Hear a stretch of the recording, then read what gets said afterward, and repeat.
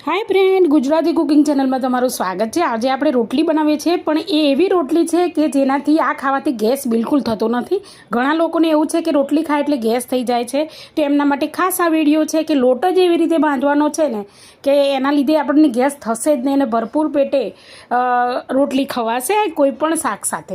તો લોટ ચાળી લીધો છે, એની અંદર આપણે શું કર્યું છે, થોડો અજમો છે અને થોડી હિંગ છે એ એડ કરી છે અને સ્વાદ પ્રમાણે આપણે મીઠું એડ કરવાનું છે અને એક ચમચો તેલ એડ કરીને સારી રીતે આ લોટને મસળી લેવાનો છે અને ત્યાર પછી પ્રોપર આપણે જે રોટલીનો લોટ બાંધીએ છીએ ને એવી રીતે સારી રીતે થોડું થોડું પાણી રેડી અને આપણે બાંધી દેવાનો છે।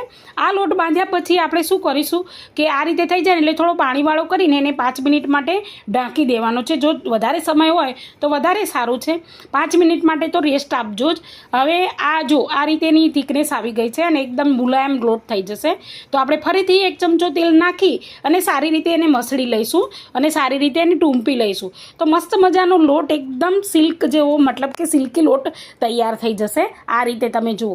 હવે આની રોટલી તમે બનાવશો ને તો રોટલી એમે સારી થશે અને આ ગેસ ના થાય એની સ્પેશિયલ રેસીપી છે તો એની પણ સરસ થશે। તો જો આ રીતનું આપણે લોટ બાંધવાનો છે।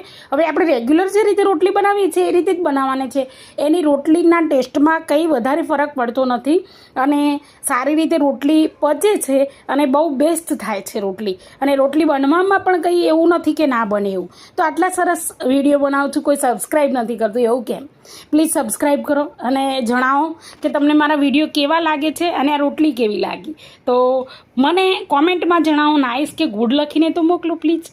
અને તમે ક્યાંથી જોઈ રહ્યા છો એ ચોક્કસથી જણાવજો। આટલી સરસ રેસીપી આપી છે તો લાઈક કરવાનું ના ભૂલતા અને કોમેન્ટમાં મને જણાવજો કે તમે આ રોટલી પસંદ આવી કે ના આવી, મારી રેસીપી પસંદ આવી કે ના આવી, જે તમારે ઈચ્છા હોય લખજો, પણ પ્લીઝ કોમેન્ટ કરજો। તો ફરીથી મળીશું આવતા વિડીયોમાં, ત્યાં સુધી રજા લઉં છું।